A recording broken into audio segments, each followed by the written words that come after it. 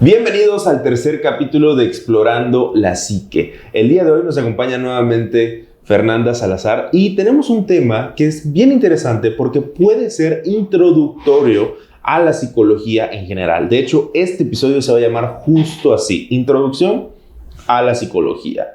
Y aquí quisiera que empecemos, a ver qué te parece.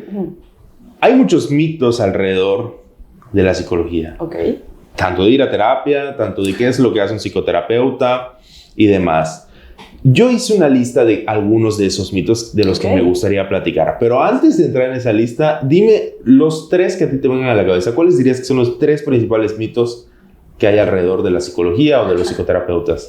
Claro, bueno, creo que el principal es el que más escuchamos y conocemos, ¿no? Ir a terapia es para locos. Ese es el número uno, justamente. Sí. Y es que todavía sigue siendo como que tabú. Sí. Para muchas personas, digo, por suerte, ya se ha reducido bastante como que este estigma, pero sigue estando por allá, ¿no? Siento que otro tabú que puede estar como por allá presente es como que una persona que va a consulta es una persona desadaptativa, ¿no? Como una persona rara, como... anormal, diferente. Claro, claro. Y por ejemplo, no sé, otro mito que a lo mejor pueda haber escuchado, quizá puede ir en torno un poquito más al hecho de que la misma familia de repente, cuando tú quieres o pides ir al psicólogo, te digan, ¿por qué? Si no lo necesitas. O sea, yo nunca he necesitado ir al psicólogo. ¿Por qué tú lo necesitarías, no? Que de alguna forma se ve como que lo ponen de menos, como que de alguna forma estás muy mal si lo necesitas, porque yo nunca lo he necesitado. Claro. Oye, pues justamente lo que me gustaría que platiquemos en este programa es desmentir esos mitos que pueden haber. El primero, que es justamente, me sorprende porque los dos pensamos en lo mismo. Los psicólogos solo tratan a personas locas. ¿Cómo es realmente, si este es un mito, cómo es realmente lo que hacen los psicólogos? Realmente los psicólogos trabajan con personas que tienen alguna problemática, algún conflicto o que de alguna forma necesitan una guía en algún punto o áreas de su vida y simplemente no saben cómo sobrellevarlo, no saben qué hacer y precisamente esto, necesitan solo como un poco de luz para saber cómo manejar estos temas. Oye, y en esa parte también hay mucho, vamos a llamarlo pseudoterapeuta, que intenta hacer justamente eso, pero no cuenta con todo el estudio o la base científica. Entonces, ¿podrías hablarnos un poco de eso? O sea, ¿yo qué pensaría? El psicólogo, para empezar, ha estudiado mucho, claro. Ha estudiado diferentes enfoques, o sea, tiene uno en específico, pero para enfocarse solo en uno, tuvo que conocer los demás. Claro. Entonces, de cierta forma, tiene un panorama muy amplio. Y lo segundo, el psicólogo tiene herramientas. Claro. Entonces, ¿podrías platicarnos un poco de esto? Claro, totalmente. Yo creo que de alguna forma toda la formación de un psicólogo es muy importante precisamente para cómo va a llegar y cómo va a trabajar con una persona. Y ojo aquí, ¿no? Porque no estoy diciendo que, por ejemplo, inclusive cualquier miembro de la rama de la salud, partiendo de la psicología, vaya a ser excelente, ¿no? Digo, dentro de todo, como en cada área, podemos encontrarnos con personas increíbles y personas que a lo mejor no son tan buenas en su trabajo, ¿no? Y no tan buenas, no porque no tengan el conocimiento, sino porque no lo usan de la forma adecuada. ¿A qué voy con esto, no? Que de alguna forma también podemos caer en la charlatanería, inclusive, ¿no? Como de repente nos topamos hasta con cursos que no están avalados, donde, por ejemplo, no sé, ¿no? Yo siendo a lo mejor como psicoterapeuta o a lo mejor un psicólogo clínico y puedo tener como que mi licenciatura, mi especialidad o mi maestría y de alguna forma yo digo, pues yo tengo el conocimiento, voy a juntar a un grupito y les cobro tanto y demás, ¿no?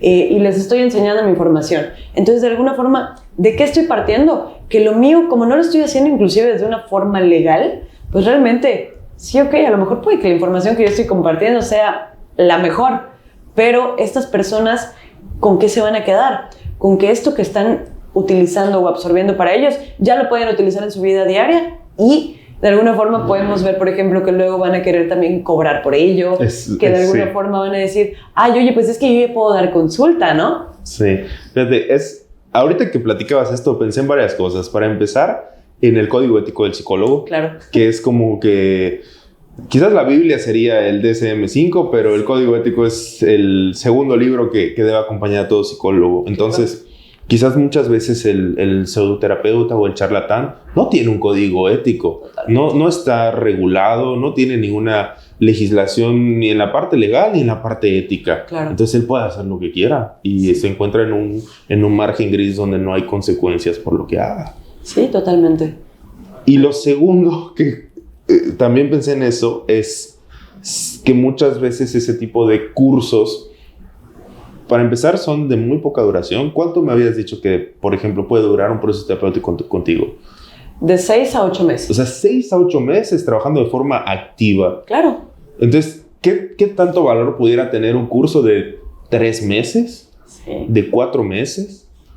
Y que básicamente lo que propone ese curso es que tú también puedas dar el curso. Claro, y totalmente. También, ¿qué podemos darnos cuenta aquí? Un curso realmente se va a sumar a todo lo que nosotros ya tenemos de conocimiento, como en la especialidad que estés o en el área que estés. Por ejemplo, hablando de psicología, ¿no? Realmente un curso va a ser adicional para mí porque yo ya tengo una formación a lo mejor como psicólogo y de alguna forma una formación como psicólogo clínico específicamente, ¿no? Entonces, estos cursos realmente van a ser seguirme empapando de información a lo mejor actualizada o que pueda ir en relación a los enfoques que yo utilizo, a herramientas que me pueden servir precisamente en un proceso terapéutico, o sea, como un adicional, no como un en vez de. Claro, o sea, es como un complemento, no es la base, o sea, Claro. un cursito no va a ser la base de todo lo que haces como un profesional. Claro. Oye, ahora me gustaría que vayamos al siguiente punto. Mencionábamos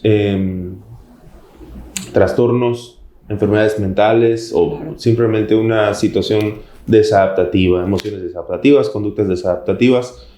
¿La psicología solo funciona para tratar ese tipo de situaciones o qué más abarca? La psicología realmente puede abarcar muchas cosas, ¿no? Digo, la psicología normalmente, y como yo inclusive he dicho, ¿no? Yo llegué a la psicología pensando en psicología clínica y pensaba que eso era un psicólogo, pero realmente podemos ver a psicólogos en muchísimas áreas, ¿no? Por ejemplo, el psicólogo laboral que de alguna forma a lo mejor te hizo la entrevista para tu trabajo. Oye, que él tiene pruebas, ¿verdad? Para identificar Claro. si... Ajá. Claro, que te aplicó esas pruebas, que de alguna forma, por ejemplo, pasas a recursos humanos con esta persona. Por ejemplo, en las escuelas, un psicólogo educativo, que de alguna forma a lo mejor es el que está ayudando, guiando a tu hijo, o que de alguna forma, por ejemplo, cuando tu hijo a lo mejor se porta mal o de repente se siente mal, va con el psicólogo educativo, o el psicólogo educativo de alguna forma también trabaja con algún tipo de intervención. Por ejemplo, otro que a mí me encanta, el psicólogo del deporte, no tan conocido inclusive, también ayuda muchísimo a los deportistas en diferentes maneras. Digo, creo que hay de todo, ¿no? Siento que la psicología está en todo. Hay esta psicología jurídica, o sea, realmente ¿A poco? ¿En serio? está en todo. Entonces, sí, podemos ver la psicología jurídica, cómo de alguna forma tiene que ver con esta cuestión legal y cómo, por ejemplo, puede relacionarse dentro de ello. Podemos verlo a psicólogos en fiscalía precisamente y que no solo están trabajando necesariamente con un área de victimología o criminología, que también son otras áreas importantes de la psicología. Uy, es súper interesante. Ahora, ¿qué pasa cuando la psicología se vuelve tan subjetiva y tiene tantos enfoques? Okay. ¿Cómo se llega a ese conocimiento científico? A esa prueba mediante, o sea, de cómo puedo comprobar los resultados que sean verdaderos, que sean fiables. Claro. Ok, ¿te refieres más un poquito como a pruebas? ¿O como a pruebas y si es o no una ciencia? ¿Por qué? Porque quizás en la parte, en su origen, la parte pues, psicoanalítica de ciencia tiene poco. Claro, claro. Y quizás el cognitivo conductual de todos quizás es el que más tiene de ciencia. Sí, totalmente. Pero no deja de ser tan subjetivo. O sea, no es observable como de que te pico el dedo, te hago una prueba de sangre, tienes tanto por ciento de ansiedad y tanto por ciento de depresión. Totalmente. Le movemos acá 3 cables a tu cerebro y se arregla. Totalmente. Realmente la psicología es muy subjetiva. Justo como dices, creo que lo más comprobable es un cognitivo, conductual, que de alguna forma tiene más pruebas de ello, ¿no? Y podemos partir inclusive desde las bases de la psicología, como hasta los condicionamientos, realmente es lo que podemos tener como parte de lo comprobado científicamente, ahora sí como tal, de que funciona, de que si hago esto, después de determinado tiempo va a ocurrir esto. Y aunque yo lo deje de aplicar, como ya de alguna forma hay el antecedente, va a seguir ocurriendo el resultado, al menos por cierto tiempo, pero el resultado va a estar. Entonces, lo demás, la realidad es que la psicología sí es muy subjetiva. ¿Por qué es muy importante esto que mencionas de la subjetividad? Porque de alguna forma, si bien no podemos decir, mira, como esto, ¿no? Tienes tanto porcentaje de esto, esto y esto y esto. Un psicólogo, ¿de qué se avala? Se avala de que con una persona con la que trabaje, si bien no hay porcentajes estandarizados, de alguna manera lo que sí tenemos es, bueno, ok, tenemos una historia clínica, tenemos de alguna forma todo el proceso terapéutico como tal, sesión a sesión, y de alguna forma también qué podemos tener al alcance. Podemos tener este tipo de pruebas, por ejemplo, una batería de pruebas, un compendio de pruebas que se pueden ir aplicando, y aunque yo no tenga como tal algo específico, realmente yo puedo ir descartando o confirmando algo a partir de que, ok, tengo una idea con la historia clínica, ok, sesión a sesión me está llevando un poquito más a que creo que sí, y con las pruebas a lo mejor inclusive yo puedo decir, ok, estoy casi segura de que sí, vamos a ver cómo funciona, trabajando con la hipótesis de que así sea. Entonces tú con esta hipótesis a la que llegues, comienzas a trabajar y vas yendo en dirección hacia si sí o si no. Está bueno, porque quizás en un principio platicamos de que es muy subjetivo, y también es maravilloso que hayan diferentes aplicaciones, diferentes enfoques, porque eso puede ayudar a que, dependiendo de la personalidad, encuentras uno que vaya mejor contigo. Y quizás esa parte subjetiva se acota ahora con las pruebas, donde ya podemos tener algo científico. O sea, ya tenemos como que... recuerdo que una profesora nos decía que lo único que podemos observar realmente es la conducta. Claro. O sea, no podemos ser así un medidor de pensamiento. O sea, ¿cuáles son sus estructuras de no se puede. Entonces, de esa forma ya podemos decir que se vuelve algo científico. Claro.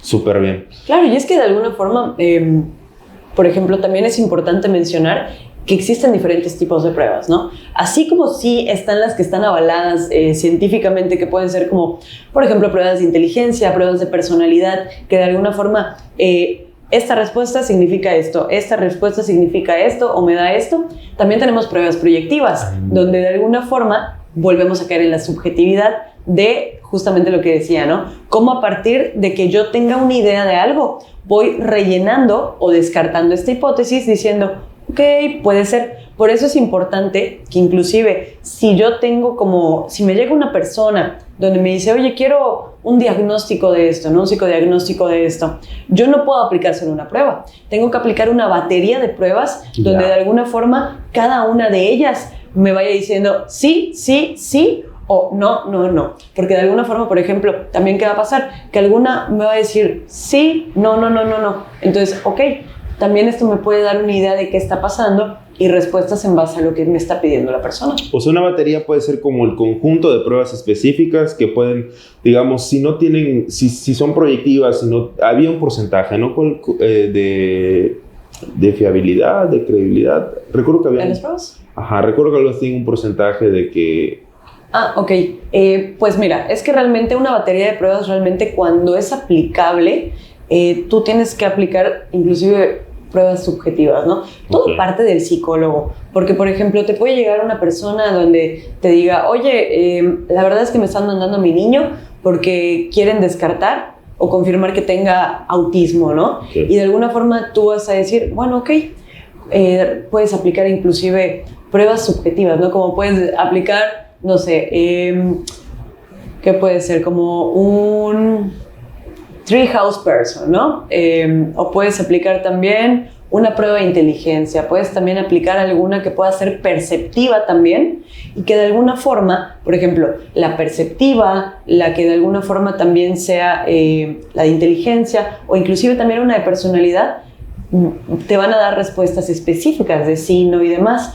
la subjetiva, que puede ser a lo mejor la Treehouse Person, va a ser una complementaria, donde te puede dar un poquito más la idea, o puedes decir, no. Ya. Fíjate, yo hice hace poquito justamente la materia de aplicación de pruebas en la infancia. Y recuerdo que nos pusieron varias. Me acuerdo de la Frosty, me acuerdo de la Bender, me acuerdo de la Wise. Y concretamente la Wise, recuerdo que estaba súper... O sea, está muy complejo el cómo cada cosa, o sea, cada valor, cada puntaje, funcionan en conjunto. O sea, me parece es como si fuera una operación súper compleja que alguien se pasó mucho tiempo pensando cómo iba a funcionar. Y realmente es extraordinario porque, de verdad... Las personas que hicieron las pruebas y que ya están validadas, o sea, de verdad hicieron un trabajo impresionante para poder construirla. Claro, y es que fíjate que, por ejemplo, hasta dentro de las subjetivas tiene partes muy, muy, muy interesantes, ¿no? Porque, por ejemplo, las subjetivas, si bien, por ejemplo, podemos ir a un HTP, se va a guiar de una makeover, ¿no? Que es la figura de una persona. Okay. O sea, dibújame una persona. Y allá hay estándares de qué significa o qué puede significar cada uno de los elementos en cuanto a simbología dentro del dibujo, ¿no? Dentro de todo lo que pueda haber y diferentes tipos de símbolos, ¿no? Entonces, a partir de ello, por ejemplo, te puede decir, oye, los ojos significa tal, ¿no? Te da como 5 opciones y tú tienes que decir, ok, por eso de alguna forma tienes que sumarlo a lo que tú ya conoces de la persona en la historia clínica y a las sesiones que llevas con la persona, porque a partir de ello es que tú te vas a dar una idea de ¿será que es este elemento o es alguno de estos 4? Entonces el conocer a la persona te va a permitir, no, yo creo que y sumado a todos los demás elementos que te vayan saliendo dentro del dibujo, tú vas a irte guiando y diciendo, ok, esto, pero todo partiendo de que tiene una razón de ser. Oye, se me ocurre otra cosa. Si yo encuentro una de estas pruebas en internet, ¿puedo hacerla y yo mismo autodiagnosticarme? No. ¿Por qué no? Porque de alguna forma, inclusive algo que te enseñan cuando estás inclusive dentro de la carrera, es sí puedes hacerlo cuando de alguna forma estás adquiriendo el conocimiento. Sin embargo, ¿qué va a pasar? No somos fiables. Porque muchas cosas vamos a decir, no creo que sea eso. Ajá. Y me pongo otro. Sí. Y también, ¿qué pasa? Cuando nos lo está aplicando otra persona, por más conocimiento psicológico que puedas tener, y esto fue algo muy importante que recuerdo que nos dijo un maestro durante la carrera, ¿no? Porque decía, alguien le preguntó y le hizo una pregunta muy, muy buena. Le dijo, oiga, maestro, y nosotros en que ya vimos, por ejemplo, ahorita todos estos elementos y demás, cuando lo dibujemos, pues, por ejemplo, yo puedo evitar dibujar cosas que ya sé que son, ¿no? Y le dice, no te preocupes, tú dibuja tranquilo, que lo que evites dibujar en ello va a salir en alguna otra parte de la prueba. Eso está bueno, ¿eh? Entonces, ¿qué te quiere decir la prueba subjetiva? Justo esto, ¿no? Que de repente hay un elemento que te va a dar 5 opciones de qué puede significar, pero hay otros 1000 elementos también que te van a dar más opciones. Entonces, a lo mejor lo que no te pusiste aquí te va a salir en otro de los elementos. A mí una vez me aplicaron una, no recuerdo cuál era el nombre, pero era de dibujar, era una prueba proyectiva, usar colores y la onda, ¿no? Y era de estas donde tenías que escoger 4 colores y tenías que hacer un dibujo, llenar toda la hoja. Okay. Y yo, mira, yo sé de teoría del color por el tema audiovisual. Claro. Entonces yo digo, sé qué significan estos colores según la teoría del color. Sé que si escojo me vas a decir que lo puedes relacionar con algo. Claro. Entonces, naturalmente dije, no, pues no voy a escoger ese. Y también dije, pues me gusta, pues porque en algún momento aprendí que me gusta. Claro. Entonces, sí, como que había ese mecanismo de decir, no te voy a dar lo que estás buscando. Claro. Pero también creo que en algún momento la persona que me lo estaba aplicando supo como que llevarme y al final sí salió. O sea, por más que lo ocultes, claro. terminas cediendo. Claro, por eso es muy importante la observación. Todo el tiempo tienes que estar observando. Y fíjate, igual a nosotros nos dijeron eso de que, o sea, sí puedes hacer la prueba por tu cuenta, pero también veo que hay como cierta experiencia que tienes que tener para que la prueba, digamos, la ejecutes de la forma adecuada. O sea, tienes que hacerla varias veces, te tienen que observar, te tienen que monitorear durante la aplicación. Claro. Entonces, digo, esto te lo quería preguntar porque ya sea que a ti te dé curiosidad o estés estudiando psicología, pues es bueno que acudas con un profesional para una de estas pruebas, y no que directamente te bajes una de internet que vete a saber si es la correcta. Claro. Y te hagas a la idea de que quizás tienes algo en específico, o sea, diagnosticarte algo por tu cuenta. Sí, y es que aquí también hay otro tema muy importante. Todo compendio de pruebas, ya sean subjetivas o científicas, tiene una validez de 6 meses. Ah, eso está bueno. ¿Y cada cuánto tiempo puedo repetir? O sea, me hice una hoy, ¿en cuánto tiempo puedo hacerme otra? Depende. Si realmente se está, por ejemplo, tú estás llevando un proceso terapéutico donde a lo mejor quieres un psicodiagnóstico, ¿no? Realmente lo puedes hacer sin problema. Sin embargo, realmente para que vuelva a tener validez una prueba, deben pasar 6 meses. O sea, si tú llegas nuevamente y dices, ay, oigan, quiero hacerme un psicodiagnóstico de otra cosa, ¿no? Por ejemplo, a lo mejor quería un psicodiagnóstico de que me descarten autismo y ahora quiero que me hagan un psicodiagnóstico de que me descarten TDAH, ¿no? Y me van a decir, ok, perfecto. Oye, ¿alguna vez te has aplicado alguna batería de pruebas o algo así? Sí, ¿hace cuánto? Hace 4 meses. Realmente un profesional te va a decir que te tienes que esperar al menos 2 meses para volverte a aplicar una batería de pruebas porque todavía no tienen validez, o más bien todavía tienen validez tu compendio de pruebas, que entonces tú puedes decir, oye, pues tráeme tu batería de pruebas, podemos ver, por ejemplo, qué te salió dentro de ellas, y a lo mejor no me van a servir todas para lo que tú quieres en este momento descartar o confirmar, pero me van a dar una idea también de ello. Ahorita mencionaste 2 meses. ¿2 o 6? 6. Ok, o sea, 6. Si yo ya me aplicaron una batería de pruebas, en cual fuera, tiene que pasar 6 meses para poder acudir a otro psicodiagnóstico. Sí. Ya. Oye, ahí entra un tema, porque muchas veces, no puedo decir quién es, ni que me conste que todos, pero también hay el rumor de que algunos psicólogos quizás aplicar una prueba puede ser más costoso, y eso en temas financieros es redituable. Se escucha que algunos las aplican por el mero hecho de aplicarlas porque te van a cobrar por hacerlas. Ok. ¿Sí? Claro. Entonces, ¿de qué manera pues alguien que está acudiendo y llevando un proceso terapéutico puede decir, oye, o sea, ¿cómo confío o tengo que confiar siempre ciegamente? Y es cuestión de si tuve suerte, si es un psicólogo ético o que tiene una ética cuestionable. Claro, mira, aquí son puntos importantes. Por ejemplo, ¿cuándo se va a aplicar una batería de pruebas? Cuando yo llego pidiéndola, porque de alguna forma, te digo, ¿no? A lo mejor me la están requiriendo en la escuela, a lo mejor de alguna forma yo siento que es necesaria para mi hijo o para mí mismo, y es válido totalmente pedirla, ¿no? Pero también de repente, cuando el psicólogo me está diciendo, oye, sería importante a lo mejor que apliquemos una batería de pruebas, yo tengo todo el derecho de preguntarle, oye, sí, pero ¿por qué? Okay. O sea, ¿en qué me va a ayudar esta batería de pruebas, no? O, por ejemplo, ¿pasa algo si no me las aplico? Porque, por ejemplo, normalmente la batería de pruebas a nosotros nos sirven para, como decía, ¿no? Para confirmar o descartar algo. Pero si ahora, por ejemplo, yo estoy en un proceso terapéutico, ¿no? A lo mejor mi psicólogo quiere confirmar que a lo mejor yo tenga, no sé, autismo. Ok, puede ser válido, pero a lo mejor inclusive si quiere confirmar que yo tenga depresión o algo por el estilo, a lo mejor no va a ser tan necesario una batería de pruebas. E inclusive si tiene idea de que yo muy probablemente tenga depresión, lo más correcto sería derivar a un psiquiatra.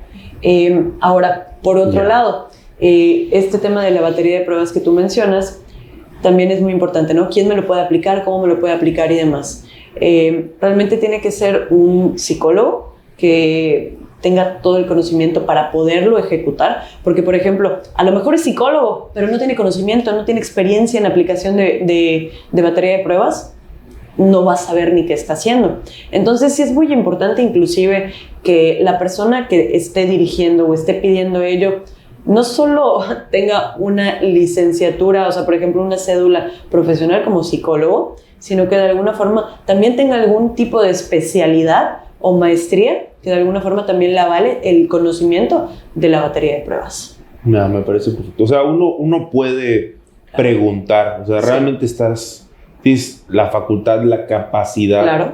de aplicarme esa prueba.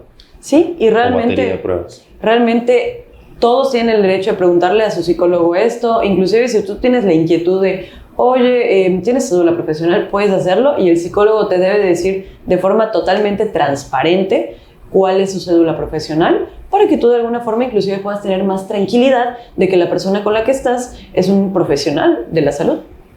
Me gusta, me gusta.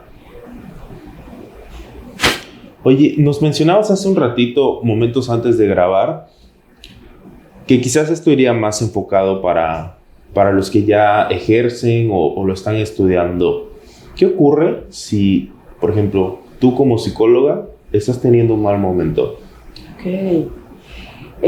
Un mal momento, hablamos de que a lo mejor esté ocurriendo algo dentro de mi vida personal, ¿no? Si llama lo que fuera, una pérdida, algún duelo, algo. Ok, aquí sí es importante, por ejemplo, si lo que está ocurriendo en mi vida realmente está afectando todas mis áreas, ahora sí que de forma personal, sí es importante que yo le ponga una pausa a mi ejercicio laboral, porque de alguna forma no voy a poder llevarlo de la mejor manera. A lo mejor no porque no quiera, sino porque no tengo el medio en este momento por la situación que estoy viviendo. Ahora, si por ejemplo, ¿no? Yo acabo de tener una pérdida muy importante en mi familia, ¿no? Falleció alguien, una persona muy importante o querida para mí, ¿no? Y de alguna forma este tema me está pesando bastante. Si de repente me llega una persona para trabajar duelo, yo tengo que saber identificar si yo en estos momentos de mi vida, con la vivencia que acabo de tener reciente, puedo y tengo la capacidad. Ojo, capacidad no es saber, capacidad es poder llevarlo a cabo en el momento. Si yo tengo la capacidad de poder realizar en este momento de mi vida el ser una guía para esta persona en ese tema, o si inclusive yo digo, chin, la verdad es que en este momento probablemente me vaya a mover mucho cuando la persona me cuente algo de este tema. Entonces, ¿qué hago? Realmente dentro de, ahora sí que el código ético inclusive del psicólogo, me baso y digo, oye, ¿sabes qué? Mira, la verdad es que en este momento no puedo atender tu problemática. No necesitas dar inclusive a lo mejor como que una explicación como tal de yo estoy viviendo algo igual, ¿no? Pero le puedes decir que en este momento no tienes la oportunidad de trabajar con él o con ella y que le vas a derivar a otra persona que puede trabajar este tema con él sin ningún problema.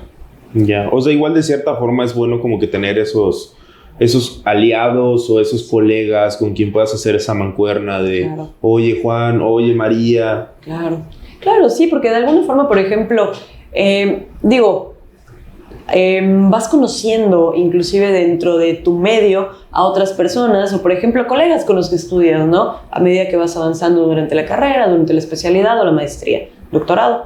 Entonces, de alguna manera, tú también vas teniendo información de estos colegas y de alguna forma dices, bueno, oye, Juanito era excelente en temas de duelo, o inclusive Juanito de alguna forma es tanatólogo, ¿sabes qué? Sí. Te puede ayudar excelentemente, ¿no? Entonces tú le derivas a esta persona. ¿Por qué? También partiendo desde el ejercicio de hacer, saber y tú mismo reconocer que no solo eres un terapeuta, sino también eres una persona. Sí. Entonces que en este momento, si yo sé que no voy a ser un aliado o una buena guía para la persona que llegue conmigo, pues lo voy a mejor derivar con alguien que sí le sepa. Igual se me ocurre ahorita, en dado caso de que, por ejemplo, tuviste varios compañeros en la maestría y quizás por alguna razón propia de su propia configuración psicológica o sus experiencias de vida, quizás es muy bueno para tratar ciertos temas. Claro. Entonces también se me ocurre que quizás igual no estoy pasando por un mal momento, pero sé que este caso en particular, mi amigo Juan, Claro. es el buenazo, es la mejor opción. Entonces como que, oye, ¿sabes qué? Te voy a referir con alguien que probablemente te va a ayudar más y no porque yo sea malo, Claro. sino porque es diferente. O sea, particularmente con temas en específicos, ¿cuál sería la palabra? A mí se me ocurre como que es muy hábil, quizás Claro. por sus experiencias de vida, es el indicado. Claro, como lo que tú me comentabas inclusive, ¿no? Así como hay psicólogos que pueden trabajar con todo tipo de temáticas sin ningún problema, también hay psicólogos que de repente, por ejemplo, tienen muchísima más especialidad inclusive, o cursos y demás, en ciertos temas específicos, ¿no? Entonces, justo lo que tú mencionabas, ¿no? A lo mejor yo lo sé trabajar, pero veo que la persona tiene una necesidad increíblemente grande con ello. Y yo le digo, oye, ¿sabes qué? Sí te puedo ayudar, pero inclusive puedo recomendarte a alguien que tiene mucho trabajo, mucho, ¿cómo decirle? Como está muy empapado de todo este tema y te puede ir increíble con él, ¿no? O también que puede ser válido. De repente, tengo mucho trabajo y la persona a lo mejor con los horarios o los días que me está ofreciendo no acomodamos nada. Oye, ¿sabes qué? Pues para que no pierdas el tiempo o no te quedes esperando hasta que yo tenga a lo mejor como que disponibilidad, te voy a recomendar con otras opciones de psicólogos que conozco que también son muy buenos. Fíjate, yo estaba pensando por ejemplo, hay personas, y seguramente te ha pasado, con las que hablas y por alguna razón, aunque tú ya no la conozcas, la sientes muy afín a ti. Ok. ¿Sí? Sí, Todas sí. personas que dices, te acabo de conocer, pero como que está todo a dar. Claro. Pero también es verdad que en la parte de la preparación, o sea, alguien que se haya preparado para algo muy en específico es valioso. Estamos abordando ahorita muchísimos temas y me gustaría que cerremos con el siguiente. Ok. ¿Qué ocurre o cuál es la diferencia entre lo que vamos a llamar psicología popular y, digamos, psicología científica? Conocimiento popular, conocimiento científico. Me basta con ver videos y verme YouTube, verme TikToks que hablen de psicología. ¿Es lo mismo que ir a un terapeuta? Ok, sí. Ahorita que me mencionas esto, por ejemplo, inclusive se me viene a la mente cómo se popularizó hace no mucho tiempo los tests de BuzzFeed, ¿no? Como de alguna forma, inclusive el test de Winnie Pooh o algo así, ¿no? Sí. De que si lo contestaba me salió Igor. Oye, pues soy Igor y tengo depresión. Entonces, ¿cómo? Digo, de alguna forma a lo mejor yo como psicóloga, pues lo puedo hacer hasta de broma, ¿no? Y me voy a reír de lo que me va a salir. Pero hay personas que sí se lo creen y dicen, oye, es que sí, creo que sí soy Igor porque sí me identifico mucho, la verdad. Y comienzan como a autoevaluarse para caer y así como que encajar sí o sí con el personaje, ¿no? Y ¿qué pasa, no? Ahorita que mencionas esto, realmente también pasa con lo que me mencionas, ¿no? Y que mucha gente cree que porque a lo mejor yo veo videos que hablan de psicología o me escucho a lo mejor un podcast o, por ejemplo, algo, yo ya puedo trabajar con mi problemática de ansiedad, ¿no? Por ejemplo. Y digo, ok, estos tips me van a ayudar y demás, ¿no? Y no, la realidad es que lo que de alguna forma podemos ver es información generalizada. Entonces, como mencionábamos en otros puntos, ¿no? Cada persona necesita algo en específico, tiene diferentes necesidades. Entonces, a lo mejor sí, inclusive la que estoy viendo en mi video de YouTube dice que tiene ansiedad y comienza a escribir y digo, yo también tengo ansiedad. Pero ¿qué pasa? Dentro de la misma ansiedad, por ejemplo, aún sea una ansiedad diagnosticada, tenemos muchos tipos diferentes de ansiedad. Dentro de la misma, inclusive dentro de un mismo tipo de ansiedad, hay diferentes escalas y también hay diferentes sintomatologías. Por ejemplo, a lo mejor de una sintomatología con 12 diferentes síntomas, la que acaba de decir el video tiene 7, estos 7, y yo tengo los otros 5. Y ya con ello, a lo mejor va a ser, por ejemplo, ansiedad generalizada, lo que tenemos ambas, pero ni así va a ser igual, porque ella tiene unos 7 y yo tengo unos 5. Que realmente esto que estoy diciendo nada más es decirlo por decir, porque sabemos que, bueno, para los que no lo sepan, inclusive para un diagnóstico de ansiedad o de cualquier tipo, cuando ya caemos ahora sí en decir hay un trastorno como tal, se tiene que cumplir un parámetro con al menos determinada sintomatología para decir, ¿tiene este tipo de trastorno? ¿Sí o no? Que igual parece súper útil el librito. Claro, ya sea el CIE-10 o el DSM, que en este momento es el... 5. Bueno, creo que el CIE ya es el 11 y creo que el DSM sigue siendo el DSM-5. Sí. Esto me parece muy bueno porque como ahora es muy fácil acceder al contenido y yo puedo levantarme un día y no, pues me siento triste, estoy deprimido, hago esto, y uno se identifica y toma esa etiqueta Y a mí me ha pasado que, por ejemplo, no sé, cosas del trabajo, ¿no? Me dice, no, es que no puedo porque ahorita tengo ansiedad y la neta esto. Y es válido, sí, claro. O sea, se reconoce lo que puedas estar afrontando.